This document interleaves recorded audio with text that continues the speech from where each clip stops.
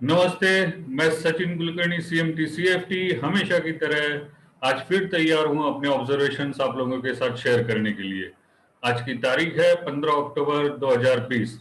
हमेशा की तरह आज फिर शुरुआत करते हैं डिस्क्लेमर के साथ।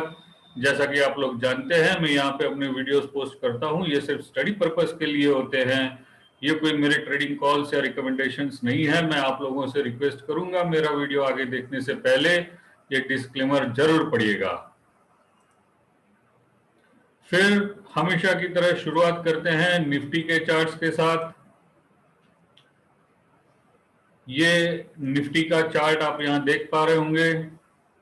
कल हमने परसों एक्चुअली हमने उम्मीद बताई थी कि निफ्टी करेक्शन इनके लो डोजी के लो ब्रेक होने के बाद ये गैप क्लोज करने जरूर आएगा, वहां तक बेरिश रहना चाहिए कहा था, लेकिन कल वहां तक नीचे नहीं आया और बीच में ही मार्केट वापस ऊपर चला गया।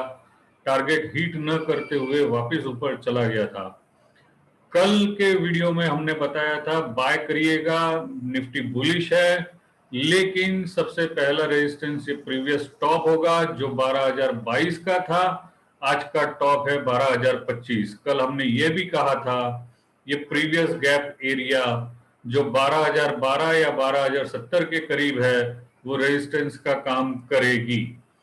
हमने निफ्टी और बैंक निफ्टी के एनालिसिस के एंडिंग में ये जरूर बोला था कि अगर खुलता ही गैप अप है और रेजिस्टेंस एरिया के पास है तो बाय करने की कोई जरूरत नहीं है। अब निफ्टी क्या कर सकता है? निफ्टी ने आज तो ये गैप क्लोज कर दी है। अगर मैं इन्हें लाइन चार्ट में कन्वर्ट कर दूं और हॉरिजॉन्टल लाइंस प्रीवियस टॉप के करीब ड्रॉ कर दूं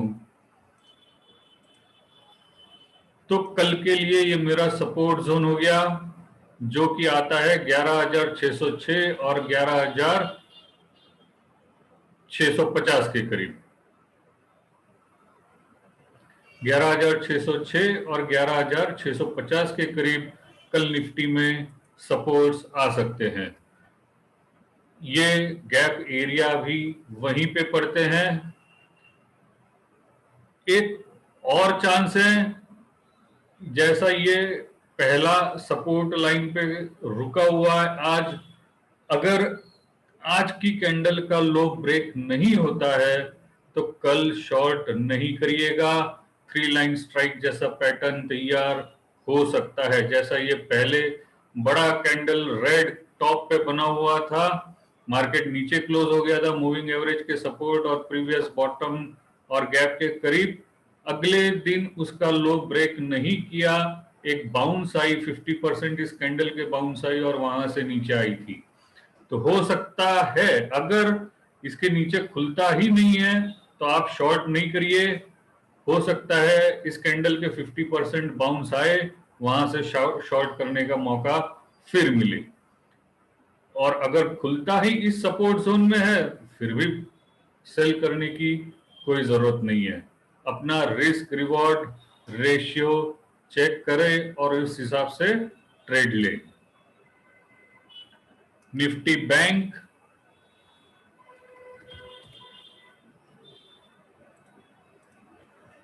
200 डेज मूविंग एवरेज और ट्रेंड लाइन सपोर्ट के ऊपर कल क्लोज हो गया था। इसमें भी हमने बाय कहा था और इन ट्रेंड लाइन को और 200 डेज मूविंग एवरेज को स्टॉप लॉस के तौर पर यूज कीजिए, ये भी बताया था। आज उसके स्टॉप लॉस हिट हो गए हैं और नीचे क्लोज हो गई है सपोर्ट लाइन ट्रेंड लाइन के नीचे और 200 डेज एवरेज के भी नीचे। लेकिन कल हमने ये भी कहा था सबसे पहला रेजिस्टेंस ये टॉप होगा 24,190। आज उसे क्रॉस करके ऊपर गया ही नहीं, आज का टॉप है 24,087 का। अब नीचे आते वक्त कहां रुका है? ये गैप एरिया, यहाँ इस गैप एरिया पे आज निफ्टी बैंक को सपोर्ट मिला है।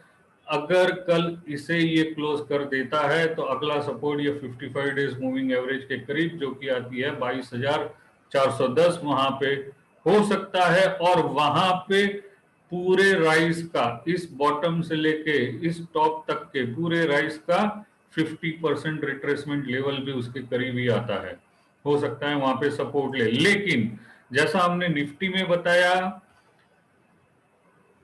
कि इस बड़ी कैंडल का अगर लो ब्रेक नहीं करता है तो शॉर्ट नहीं करिए, एक बाउंस आएगा, इस कैंडल के 50% के करीब बाउंस आती है, वहां पे शॉर्ट करिए, जिससे कि शॉर्ट के लिए आपके स्टॉप लॉस छोटे रहें। ये हमारे व्यूज थे इंडाइसिस पे। कल हमने एक स्टॉक रिकमेंड किया था, एसबीआई बाय करने के लिए कहा था। एसबीआई भी मूविंग एवरेजेस और ट्रेंड लाइंस के सपोर्ट से ऊपर आया हुआ था, हमने बाय कहा था। सबसे पहला रेजिस्टेंस ये inverted potential inverted head and shoulder का नेकलाइन हो सकता है। आज ऊपर गया ही नहीं, एसबीआई में स्टॉप लॉस हिट हो गए हैं और आज एसबीआई ने बेरिश एंगल्फिंग पैटर्न बनाया है। लेकिन अगर आप यहाँ पे देखें तो ये मूविंग एवरेज भी वही है। अगर एसबीआई कल खुलता ही मूविंग एवरेज के करीब है तो इसे भी शॉर्ट ना करे, थोड़ा रुके, उसके नीचे जाए तभी शॉर्ट करिए, और अगर उसके नीचे क्लोज दे भी देता है तो अगला सपोर्ट ये गैप एरिया होगा। आज एक स्टॉक और चर्चा करते हैं, आईटीसी। यहाँ आप देख सकते हैं आईटीसी का डेली चार्ट हमने ओपन किया हुआ है। आईटीसी के डेली चार्ट पे रेक्टेंगल का ब्रेकडाउन आया हुआ है।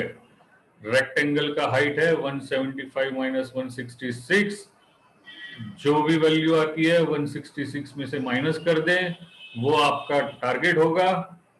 Stop loss 166। अगर ये नीचे वाली लाइन हॉरिजॉन्टल लाइन के अंदर वापस आ जाता है तो स्टॉप लॉस हिट करके एग्जिट हो जाए। तो ये हमारे व्यूज थे इंडाइसिस पे और एक इंडिविजुअल स्टॉक पे। मैं जानता हूं आप लोगों को मेरे वीडियो पसंद आते हैं, और पसंद आते हैं तो आप लोग इसे like, share, subscribe, bell button जरूर प्रेस करते हैं। मैं उम्मीद करता हूं ये वीडियो भी आप लोगों के पसंद आएगा। और आप लोग जानते हैं ये मेरे ऑब्जर्वेशन है, ट्रेडिंग कॉल्स नहीं है। मैं कल फिर मिलूंगा अपने ऑब्जर्वेशंस के साथ, तब तक के लिए धन्यवाद।